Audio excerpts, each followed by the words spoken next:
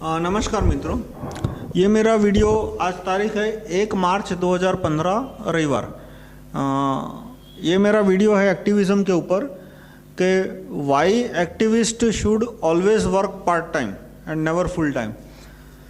तो full time activism मतलब कि जो एक्टिविस्ट है वो कुछ साइड में बिजनेस या जॉब या कोई एक्टिविटी, इकोनॉमिक एक्टिविटी नहीं कर रहा। इंटरेस्ट और रेंट को मैं इकोनॉमिक एक्टिविटी नहीं मानता। मतलब इंटरेस्ट और रेंट से पैसा आ रहा है वो कोई एक्टिविटी नहीं हुई। तुम्हारा कोई बिजनेस है, जॉब है, भले ही पार्ट टाइम जॉब हो, फुल टाइम जॉब हो, कुछ भी हो, उसकी बिजनेस इनकम को मैं इकोनॉमिक एक्टिविटी बोलता हूँ। और बाद में साथ में वो एक्टिविज्म कर रहा है, पैम्पलेट डिस्ट्रीब्यूट करना, ड्राफ्ट समझना, ड्राफ्ट दूसरों को समझाना, लोगों को कन्विंस करना कि वो SMS से ऑर्डर भेजे, ये सारे काम हैं। तो एक्टिविस्ट को फुल टाइम पॉलिटिकल एक्टिविज्म नहीं करना चाहिए। क्यों नहीं करना चाहिए, उसके ऊपर एक वीडियो है कि पूरे एक्टिविज्म का स्ट्रक्चर देखो तो कुछ एक्टिविस्ट तो होते ही पार्ट टाइम है, मतलब उनका बिजनेस होता है, करियर होती है, फैमिली होता है, और वो सिर्फ हफ्ते का 2-3-4 घंटे एक्टिविस्ट करते हैं। और कुछ होते हैं वो जो ज़्यादा करते हैं, हफ्ते में 10-15 घंटे तक काम करते हैं। तो जो 10-15-20 घंटे काम करते हैं उनको 20 का 25 घंटा करना चाहिए, 30 घंटा चाहिए, पर 40-50 घंटा नहीं करना चाहिए, क्योंकि उतना काम करेंगे तो कोई काम बिजनेस के लिए टाइम ही नहीं बचेगा उनके लिए। तो क्यों नहीं करना चाहिए, क्योंकि यदि वो फुल टाइम एक्टिविज्म कर रहे हैं तो एक पॉइंट के बाद उनकी पूरी इकोनॉमी है वो एक्टिविज्म पे डिपेंड हो जाएगी। उनका खुद का खर्चा, उनके फैमिली का खर्चा, फिर अब फैमिली का दूसरा मेंबर कमा रहा है तो वो कोई एक्सक्यूज़ नहीं हुआ, क्योंकि यदि तुम पढ़े लिखे हो, यदि काम कर रहे हो तो फैमिली का आधा इकोनॉमिक बर्डन लेना तुम्हारी जिम्मेदारी बनती है। फिर कोई और फैमिली मेंबर कंट्रीब्यूट करता है तो वो तो एस्केपिज्म हुआ। फिर यानी उसका पूरा जो खर्चा है वो उसको एक्टिविज्म में से निकालना है, पर्सनल खर्चा। फिर एक्टिविज्म का खुद अपना खर्चा होता है, उसके ट्रैवलिंग एक्सपेंस होते हैं, फिर उसके पैम्पलेट छपाने का खर्चा, अखबार में एडवर्टाइज देने का खर्चा, या अखबार में न्यूज़ आई तो किसी ना किसी को तो पैसा देना पड़ेगा। अखबार वाला फ्री में थोड़ा छाप सकता है, उसको भी अखबार चलाना है। पेड मीडिया को कितनी भी गाली दी है, लेकिन फैक्ट ऑफ लाइफ क्या है कि कल मान लो कोई टाइम्स ऑफ इंडिया या हिंदुस्तान टाइम्स या कोई भी अखबार है वो मेरे नाम करके जाता है, तो या तो मैं उसी गंदगी से चलाऊंगा जैसे आज चल रहा है, या तो मैं बंद कर दूंगा। दो ही ऑप्शन है। बंद कर दूंगा तो उसकी जगह कोई और आ जाएगा, वो भी ऐसे ही चलाएगा। अखबार है वो पैसे लिए बिना एडिटोरियल, पैसे लिए बिना न्यूज़ नहीं छापता कर सकता, पैसे लिए बिना एडिटोरियल नहीं छाप सकता, किसी ना किसी को तो देना ही पड़ेगा। इसलिए मैं ये मानता हूँ कि ना न्यूज़ छपवाओ ना एडिटोरियल छपवाओ, अखबार में ओपनली एडवर्टाइजमेंट दे दो, ताकि जो न्यूज़ पढ़ने वाला है उससे किसी तरह की बेईमानी ना हो। फिर असिस्टेंट 2-4 रखने पड़ेंगे, कोई भी बड़े पैमाने पे एक्टिविज्म करते हो तो उसकी भी सैलरी होगी। तो इस तरह से एक्टिविज्म का खुद अपना एक खर्चा होता है। अब थोड़ा बहुत लोग अखबार के लिए कंट्रीब्यूट कर सकते हैं कि भाई आपको गोरक्षा पे एडवर्टाइज देनी है, तो 2-5 लाख की एडवर्टाइज है तो किसी ने 10,000 दे दिए, 15,000 दे दिए, तो एडवर्टाइजमेंट का खर्चा निकल गया। लेकिन बाकी जो ऑफिस का बिल है, जो असिस्टेंट की सैलरी, वो आपको अपने में से निकालनी होगी। तो ऐसे में यदि आपकी इनकम नहीं है तो आप स्पॉन्सर पे और डिपेंड हो जाओगे। तो फिर एक पॉइंट के बाद आपके पास 2 चॉइस बचेगी, या तो आप कोई जिंदाल जैसा बहुत बड़ा स्पॉन्सर ढूंढो जो कि, या तो कोई फ्रॉड फाउंडेशन जैसा स्पॉन्सर ढूंढो जो कि विदेशियों को पैसा दे रहा है, अरे अखबार वालों को पैसा दे रहा है, अखबार वाला तुम्हारा फोटो छाप रहा है, तुम्हारे अनशन को कवरेज दे रहा है, तुम 2 दिन भूखा रहो तो भी कवरेज मिल रहा है, और दूसरी जगह तो लोग मतलब 100 दिन भूखे रहते हैं, एक्चुअली में उनकी डेथ हो जाती है और उनको मरने के बाद 1/4 पेज भी नसीब नहीं होता। तो ऐसे केस में क्या होगा कि तुम उस स्पॉन्सर की गुलामी कर रहे हो, फिर देश के लिए कुछ नहीं कर रहे।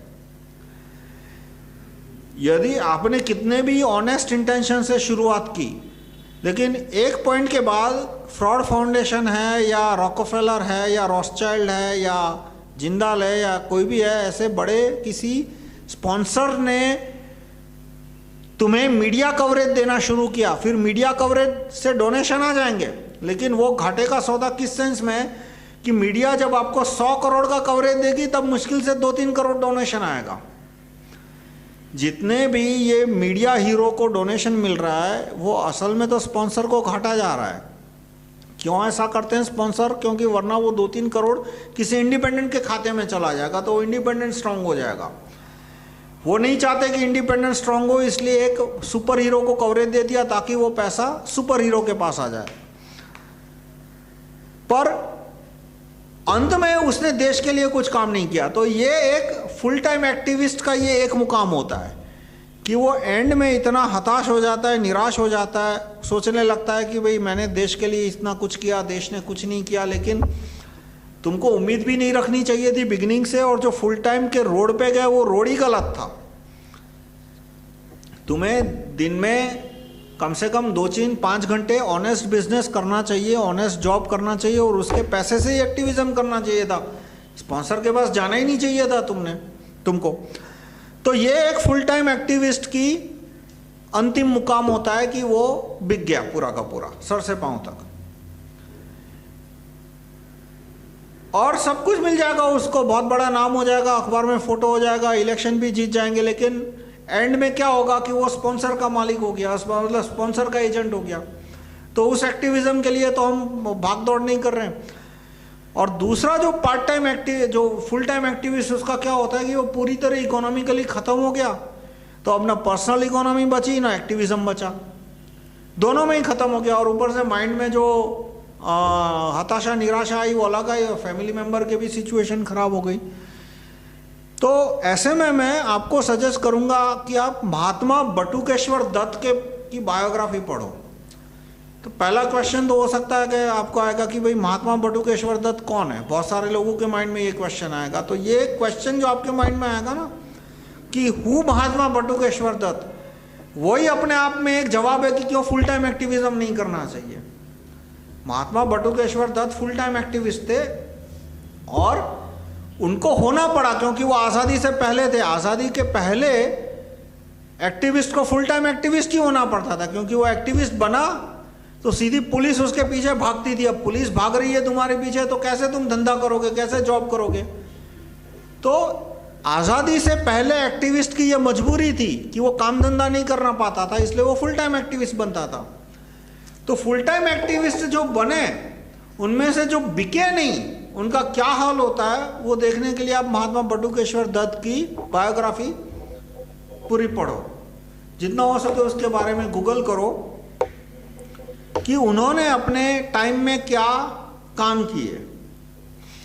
काम करने के बाद आखिर में जब उनकी डेथ हुई तब उनके बाद कितने एसेट थे, किस सिचुएशन में वो थे,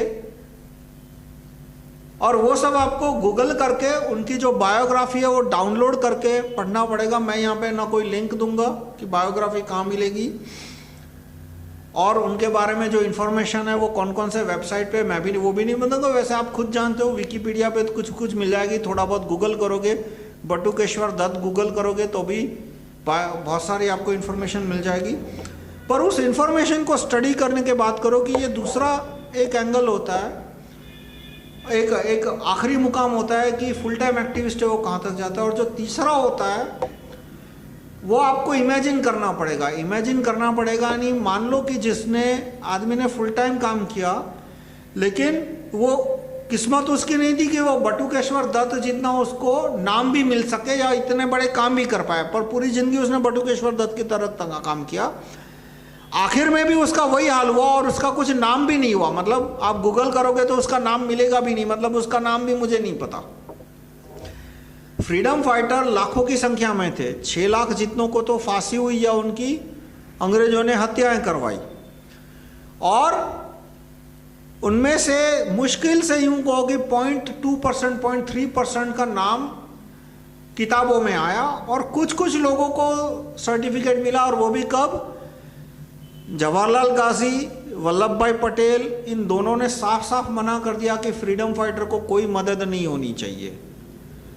आज़ादी के बाद बहुत सारे फ्रीडम फाइटर थे, उनमें से कुछ अपाहिज हो गए थे, कुछ के हाथ कट गए थे, कुछ के पांव कट गए थे, कुछ फिजिकली इंटैक्ट थे, हाथ पांव है, लेकिन उनका दिमाग पूरी तरह, मतलब वो जेल में रहे, 10 साल जेल में रहे, कुछ अंडमान निकोबार में 10 साल जेल में रहे काला पानी की सजा में, कुछ को टीबी हो गया था, उनकी हेल्थ एकदम ख़त्म हो गई थी। तो उनके रिहेबिलिटेशन की भाई इनको कुछ मदद मिलनी चाहिए, तो इनकी मदद, तो जब पूरा प्रस्ताव कैबिनेट के पास गया तो कैबिनेट में दोनों जो बड़े मंत्री थे जवाहरलाल गाजी और वल्लभ भाई पटेल, दोनों ने मना कर दिया कि फ्रीडम फाइटर को एक पैसा भी नहीं देना। और फ्रीडम फाइटर को पेंशन देने की स्कीम की शुरुआत इंदिरा गांधी, देवी इंदिरा अम्मा ने शुरू की, और उसके बहुत सारे रीज़न थे। आज़ाद हिंद फौज के सैनिक जो थे उनको भी जवाहरलाल गाजी और वल्लभ भाई पटेल ने किसी तरह का पेंशन देने का विरोध किया, सेना के पेंशन के लिए जो क्वालिफाई होते, क्योंकि ब्रिटिश अंग्रेजों ने वो सारे पेंशन कैंसिल कर दिए थे। तो अंग्रेजों का जो ऑर्डर था वो कैंसिल करके दूसरा ऑर्डर इश्यू करना था। तो जवाहरलाल गाजी और सरदार वल्लभ भाई पटेल दोनों ने इसका विरोध किया। तो उसकी वजह से तो वो सब जितने मरे वो गरीबी में मरे, बाद में जितने जिंदा बचे 1977 तक, 1972 तक, 72 में फिर उनको देवी इंदिरा अम्मा ने पेंशन दिलाना शुरू किया। तो जो फुल टाइम एक्टिविस्ट होता है उसका ये सबसे बड़ा प्रॉब्लम होता है कि 99% को किसी तरह की मीडिया कवरेज भी नहीं मिलती, तो लोगों को पता भी नहीं चलता कि भाई ये फुल टाइम एक्टिविस्ट है, वो इतना काम कर रहे हैं। और दूसरा देखो कि 98% लोगों को ये जानने की चिंता भी नहीं होती है पूरी दुनिया में। ऐसा नहीं कि भारत के लोग अच्छे हैं या बुरे हैं, या ज़्यादा बुरे हैं या ज़्यादा अच्छे हैं। आप अमेरिका जाओ, ब्रिटेन जाओ, तो वह 98% है।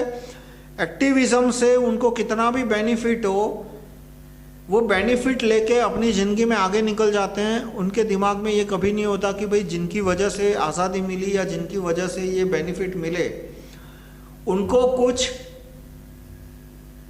बदले में फ़ायदा मिलना चाहिए। आज़ादी के बाद भी ऐसा दोबारा हुआ, जैसे कि 1977 में जब देवी इंदिरा अम्मा ने इमरजेंसी डिक्लेयर की, क्योंकि बहुत गलत कार्य था, और लाखों युवाओं को जेल में बंद किया। उनमें से बहुत सारे लोग, कईयों की जान गई, कई जेल में इतनी यातनाएं दी गई कि वो मेंटली अनस्टेबल हो गए, और उनकी वजह से इमरजेंसी उठानी पड़ी।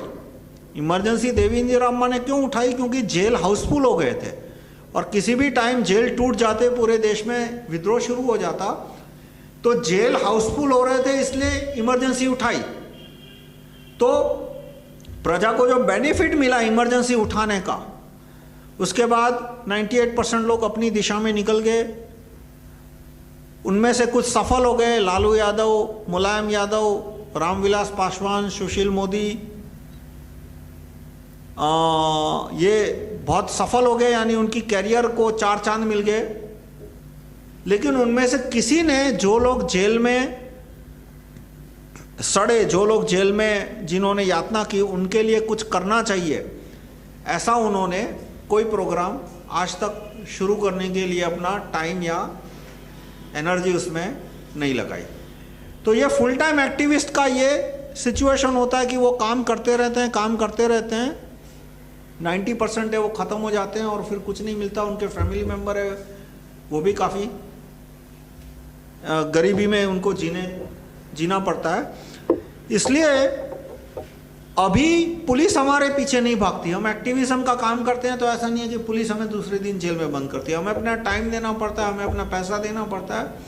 लेकिन फिलहाल आज की तारीख में ये सिचुएशन नहीं है कि हमें अपना खून देना पड़े या हमको जेल जाना पड़े।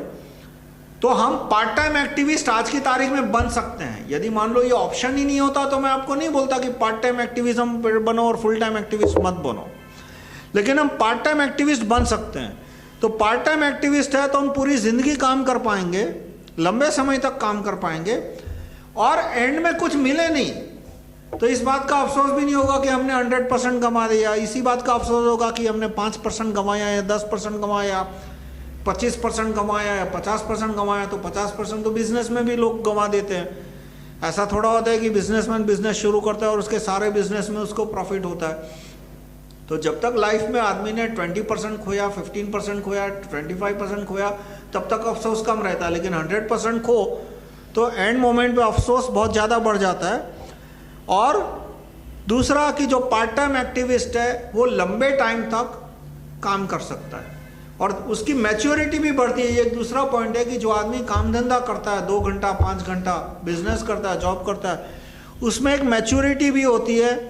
वो ये भी समझ सकता है कि लोगों के रियल लाइफ प्रॉब्लम क्या है। जैसे कि यदि मैं फुल टाइम एक्टिविस्ट बना होता तो मैं शायद जीएसटी का प्रॉब्लम कभी समझ नहीं पाता,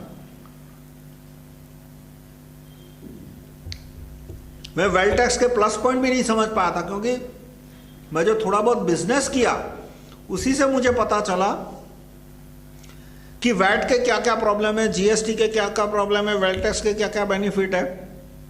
तो इसलिए मैं तो 2 रीजन है कि एक तो इकोनॉमिकली प्रोडक्टिव काम करोगे तो ही तुम्हारा दिमाग ठिकाने रहेगा, तो ही तुम सोसाइटी की रियलिटी समझ सकोगे, और दूसरा इकोनॉमिक एक्टिविटी करोगे तो उसके पैसे से तुम अपना एक्टिविज्म आगे बढ़ा पाओगे, तो स्पॉन्सर की जरूरत नहीं पड़ेगी। जिस दिन आपने स्पॉन्सर का सहारा लिया, समझो आप 100% पहले 1% बिकोगे, फिर 2% बिकोगे और एंड में 100% बिकोगे और बाद में 200% बिकोगे। और कितने बिकोगे कि जिंदाल को 100 रुपये टन खान मिली 108 रुपये, और देखो ना अन्ना उसके विरोध कर रहे हैं, ना अरविंद भाई उसके विरोध कर रहे हैं, ना आम आदमी पार्टी में भूषण है या प्रदूषण है या ये यादव है या जितने भी टोपी वाले हैं, कोई भी इस बात का विरोध नहीं कर रहा कि भाई जिंदाल को कैसे 108 रुपये टन में खान मिल गई। और ये दशा होती है जब स्पॉन्सरशिप। और ये तो कुछ नहीं है, जब रॉकफेलर पूरे तेल के कुएं ले जाएगा तभी भी इनमें से कोई विरोध नहीं करने वाला, क्योंकि इन्होंने फ्रॉड फाउंडेशन की स्पॉन्सरशिप ले रखी। और फ्रॉड फाउंडेशन है वो किसके पैसे पे चलता है? रॉकफेलर के पैसे पे चलता है। तो जिस मालिक, और मालिक है वो इतना बेवकूफ़ नहीं है कि तुम्हें मजबूत होने दे, वो इतना ही ऑक्सीजन देगा कि 1 हफ्ते तक चल सके। जिस दिन उससे गद्दारी कम की, वो ऑक्सीजन देना बंद कर देगा, 1 हफ्ते में लो गायब हो जाओगे। जैसे अन्ना, एक जमाने पे एक अन्ना थे छोटे मोटे, पेड मीडिया ने उनको ध अन्ना बना दिया,